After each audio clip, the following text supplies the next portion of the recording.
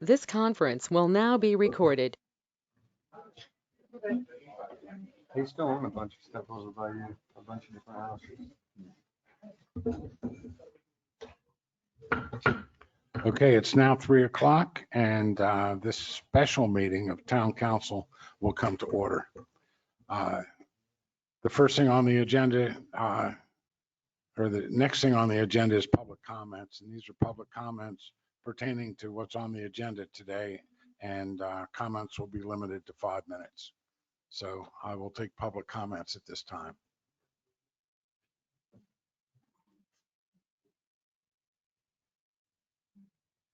Good afternoon. Good afternoon, Mayor, Council.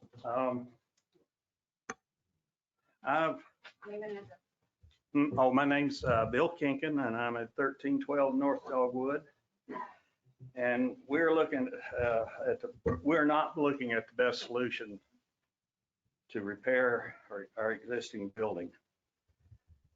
I think that's, instead of tearing it down, you just go in and gut it and rehab it, make whatever changes you want to make to it, put it back together. You got 3 different buildings, you can do them one at a time. A lot of us do not like the location that is under consideration, and it's been admitted it is not a good solution. We can only use half of the building, must buy a lot for parking, plus we have to build another building just to make it work. We are dealing with mold, not dealing with nuclear waste. It can be handled. Take each one of the buildings and gut it back to the studs if that's necessary. You take the siding off of it and put it back the way it's supposed to be. Replace the windows if they need it. You know what's wrong with it. You know where the problems are. If you got structural issues, you do that at the same time. It can be done. I've seen it done. Each building can be done as a separate project and can be rehabbed one at a time. This cost can be spread out over 1.5 years. The employees are our number one concern. This is not a problem that has just started. It's been going on evidently for years. There are a few things we could do.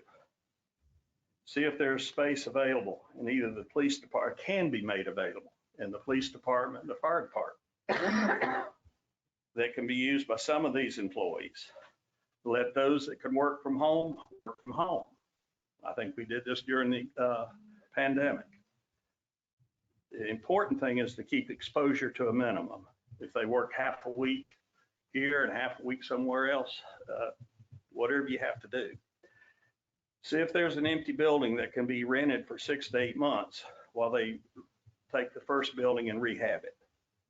Then they can return to the same building in a safe manner.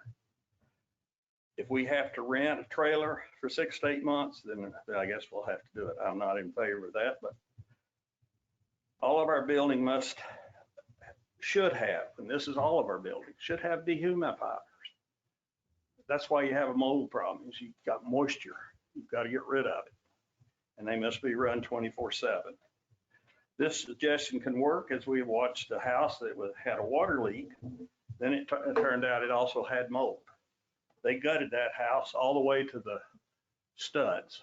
They tore the roof off, put new shingles on. They didn't take this plywood off. Well, if there was any damage, I didn't see them take any. They took the siding off, put up new plywood, vinyl wrapped it, put new siding on. So the house was totally gutted. You could look from one side to the other, and they finished it in less than 6 months. The structural problems I don't know what they are, but you know where they are, and they can be done at the same time. So put an RFQ out to companies that have done buildings like this, restored them, and let them bid on it and see if we can't do a better job. Because a lot of us do not like the options that we're looking at. Thank you. Thank you.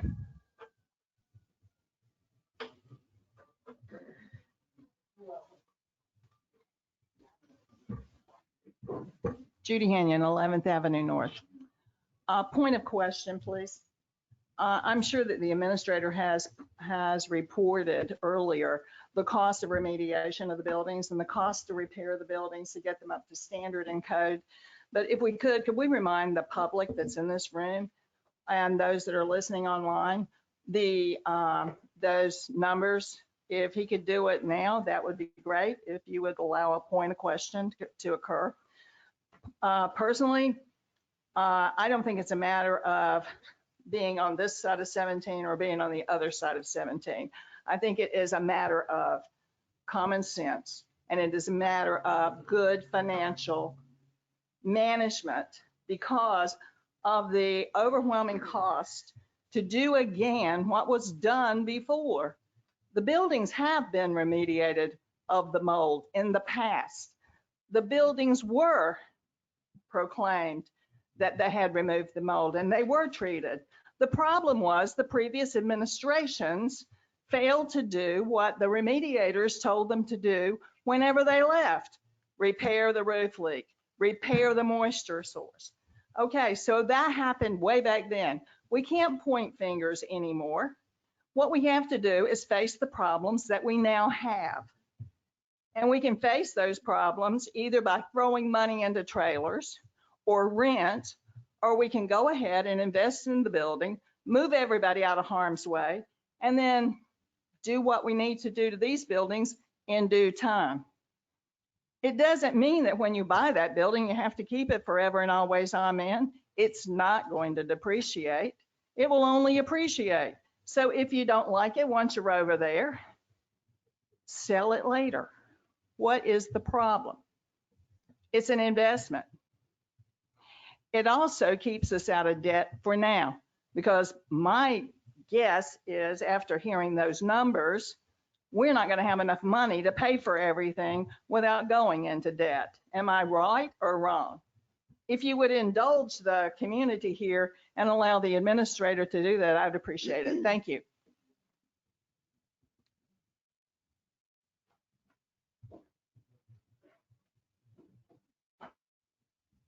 Hello, Patricia Magliat, 104 Harbor Lights. I just want to summarize what I said previous. We are in the middle of really high energy costs, which include gasoline for shipping things. If you don't think it's cheap to ship lumber from point A to point B, I'm sorry, you're sadly mistaken. We are also in a phase due to COVID with less workers throughout the past year or two that we don't have enough product to buy, which also goes into the building production field. So therefore, prices are going to be impacted by two different reasons: the cost of shipping to get them here to Surfside, and the possible unavailability and the wait to get them. Whatever is available for us to buy is going to cost remarkably more. That's just common sense that everybody can understand in this room. You don't have to be a financial person to get that message. The third thing I bring up is many people in their companies cannot get enough workers due to various reasons. So if you start a big project like that and they're short of a workforce, it's either going to take a lot longer than they say for the completion date, or they're going to put it up with whoever they have, and it may not be a good build.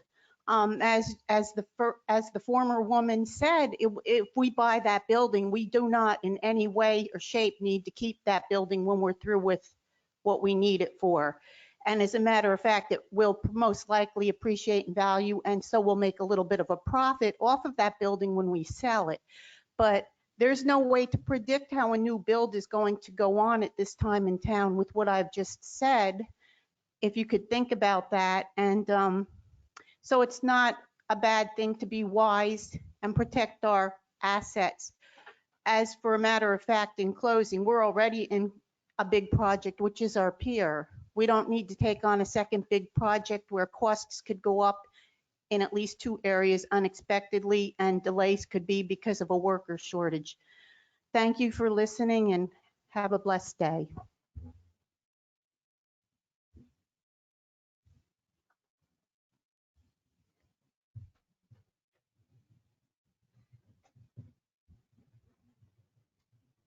Chris Stamey, 715 Cedar Drive North. I don't know that the decision that's been made today to call this meeting, I'm assuming that it's been brought back by Mr. Shanahan or by this building across the road. I hope y'all consider what the alternatives, some other alternatives would be for doing that. I personally think we need to keep the buildings on this side of the road, but that's my opinion. I know it's costing more. But on the other hand, I asked a question to every one of you council people yesterday. The same question. And I got 4 responses back out of the 6. And I didn't get 2 from 2 of you, but assuming I hadn't talked to them.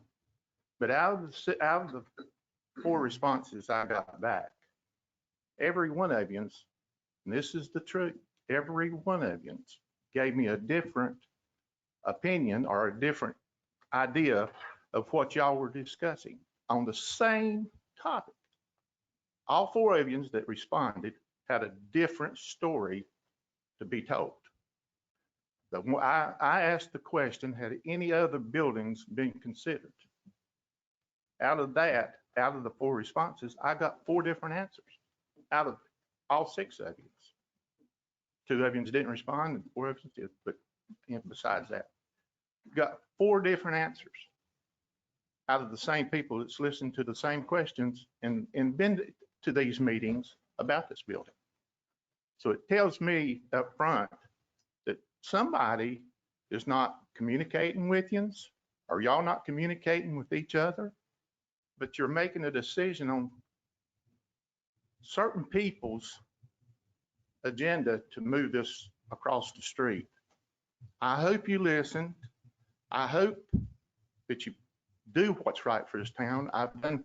We've figured out so far that you've had 2 big projects. Both of them that was supposed to be done is, come to find out, ain't quite what was told to the public. The Dogwood Swash and the Pier Insurance. Both of them projects that y'all passed is changed. Y'all made a decision, but come to find out, it ain't the decision that we were told that you done. I don't know why. I don't know if it's the communication between you or whatever. I hope that you keep our business, our government business on this side of 17 for everybody in town. I know it's going to cost a little more, but in the future, I think that's a better decision for the long run. Look to what the future of this town is. Is it because we're going to move across 17, or are we going to try to stay in the same location that the town was built on to start with? So like I said earlier, I don't know what the meeting, I just know what's here. I don't know what decision's been made, but just think about it before you do it. Thanks.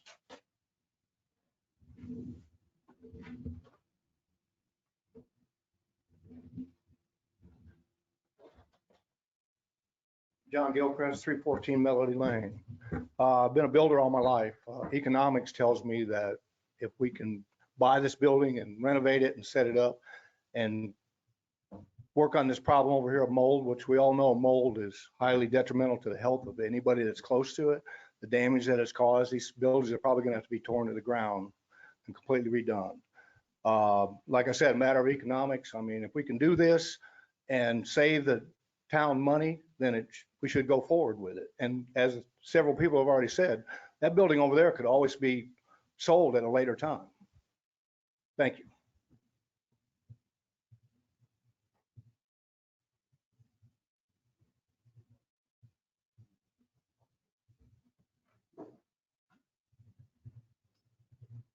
Colette Phillips, 3rd Avenue North. I have a couple of questions.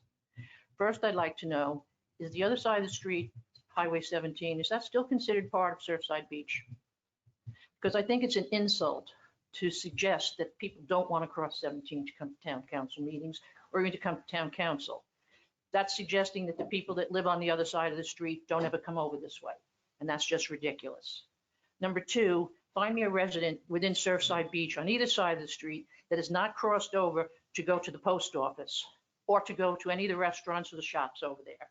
So again, the idea that people won't be crossing 17 because of the fact that the building is over there and they don't want to cross 17, that's just ridiculous. Lastly, to talk about the numbers and suggest that there are alternatives, perhaps there are. I'm not a builder, I'm not in construction, I don't know anything about it, but I do know numbers and I do know math. And if you're going to talk about alternatives, talk about numbers. Don't just give an opinion that we can put up another building someplace else or we can lease a location. Put numbers to it. Mr. Shanahan put numbers to all of his equations. So we have numbers that we can look at, not just somebody's opinion of what we could do. And as Judy said before, I think we do need to put it out to the people what those numbers are so that people can act on facts, not just opinions. Thank you.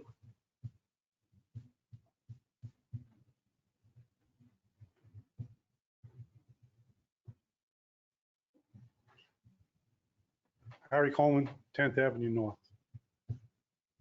If what we've been told, say rounded off, $2 million to buy that other building and renovate it and put a parking lot, or upwards of $5 million to keep this area, take it down, build something up. We're talking about $3 million. We're not talking about $300,000. $3 million. You understand what it is? $3 million. More than it would cost to buy that building and renovate it. And like the young lady said just before me, not to do it because of the location, it's ridiculous. It's ridiculous. You have to go to the Piggly Wiggly, the post office, restaurants, water park. People go across 17. This isn't a gated community. That is part of Surfside Beach. So if that's what your thinking is, let's stay here for an extra $3 million. You're going to tell the people in this town that taxes are going up because for sentimental reasons or convenience, their taxes are going up because a couple of people didn't want to cross 17, though they cross it every day. It's like the argument they have about voters' rights. Everybody has an ID. Everybody does it every day, but on a special occasion when they have to go to the town hall, oh my God, I can cross it to go to Piggly Wiggly, but I can't get across it to go to town hall. Seriously, folks, is that what you're saying? And it's, it would be nice if we could keep it. It costs $2.5 million and stay right here. Yeah, I get it. You want to be close, have everything in the same area. $3 million. And does anyone else who was against it have come up here and say, no, I can do it for 2.5? Nobody. You haven't heard that. You're dreaming. And we have someone on the panel who was willing to vote yes for the purchase of it, but thought we could get it for cheaper. So now that's 4 votes out of 6 if they got it cheaper. So we're just talking about $150,000 maybe, or spend $3 million more. This town doesn't have $3 million more. It's sort of a retirement community where people are on a fixed income. Think about this. Think about it. And no one has come up here and told you they can do it cheaper. Because believe me, if someone could do it cheaper, they'd be standing here right now telling you know what? I could do it for $2.5 million. No one's here telling you that. Thank you.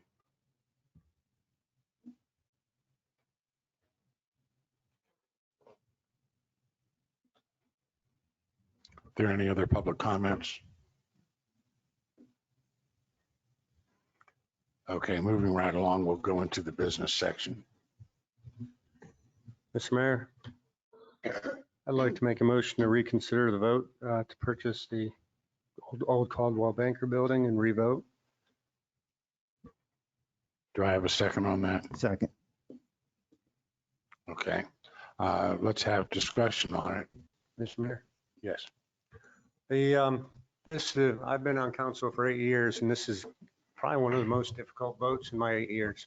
We have a emotional tie. People have lived here for a long time, and we've had town hall here a long time. But when you go through and look, and I went and I talked to Tyler Servant today, I talked to people in the county to see, and they could help us with temporary places, the library in different places. But doing something temporarily, putting people temporarily is just putting off the inevitable. Sooner or later, we're going to have a permanent solution. And I think Mr. Coleman stated it best. It's literally $3 million more that I don't want to have to vote for a tax increase. And if we go ahead, we talked, some of the citizens today mentioned repairing it. That's still more expensive than purchasing the other building and renovating the other building, but there's so many unknowns. Once they start tearing more down in that building, that price could go up even higher. To me, from a fiscal responsibility standpoint, and that's basically what I'm basing my decision on, it's a no-brainer. I mean, you're talking fully renovated building, parking lot, court area, everything for under 2 million versus 4.7 is a quote for a new build. To me, that's the low end because there's opportunity for many overruns in a large construction project like that. So I'm the reason that we had this meeting today because I voted against it the other day because I was hoping we could get the price down some more. But that didn't work out. But regardless, even at $1 million, which I'm not happy with for the town, it's a much better investment. So that's basically what I'm thinking with my vote. Thank you. Okay. Mr. Shanahan, do you want to, at the last meeting, we tasked you to go back to the realtor to try to negotiate a better deal and see what we can do. Can you give us what's gone on since last Tuesday?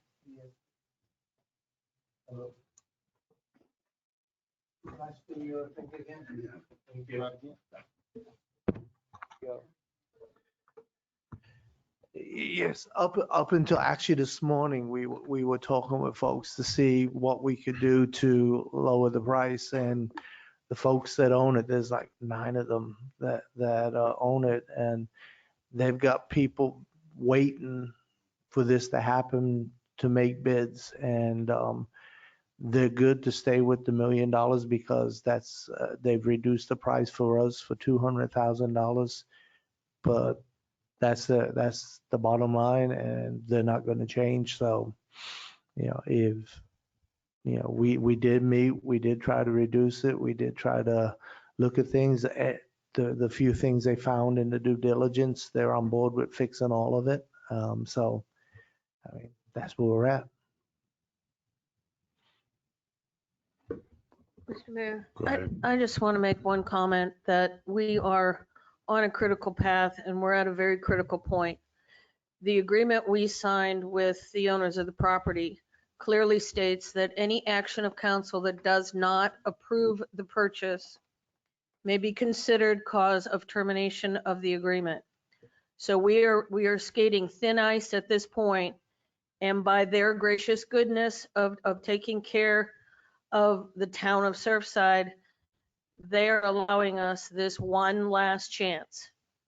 If we don't agree to this today, we're all on the hook for the additional $3 million because there is no other plan that anyone has presented to solve this problem immediately.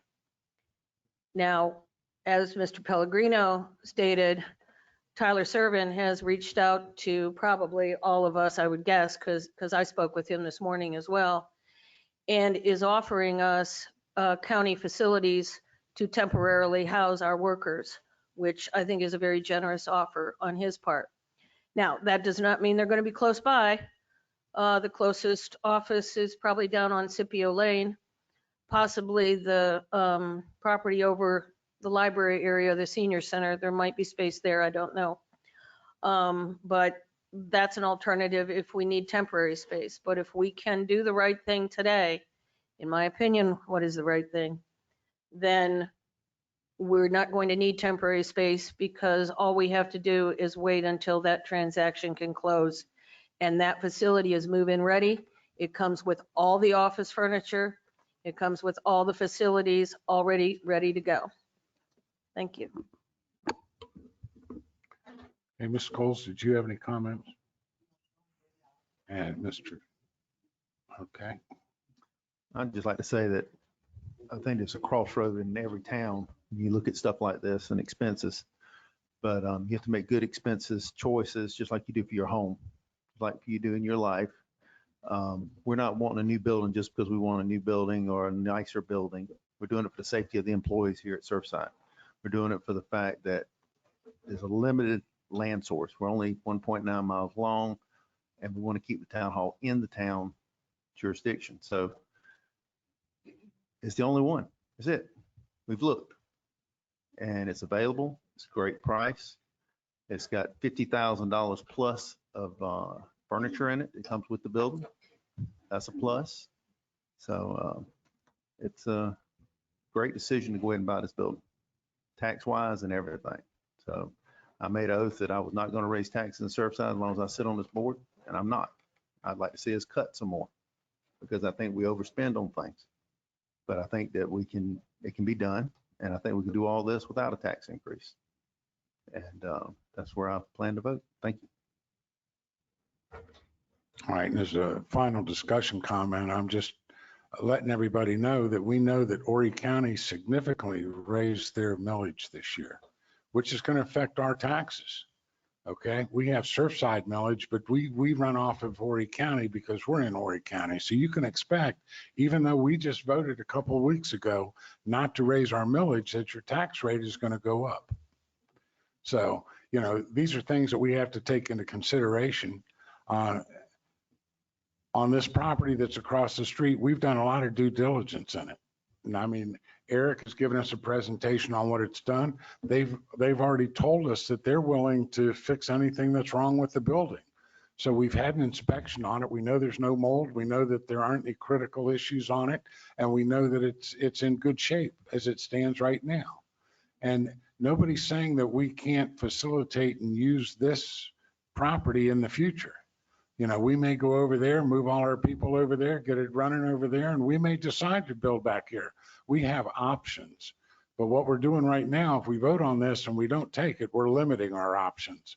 And it's going to definitely cost us more money. So that's why I am for the purchase of this property. So is there any other comments before we vote? Ms. Scholes? No. Holder? No. Keating? Yes. Pellegrino? Yes. Drake? Yes. And I'm a yes too. So the vote is 4-2 and the motion did pass. That's the only thing that's on our agenda for today, and I need a motion to adjourn.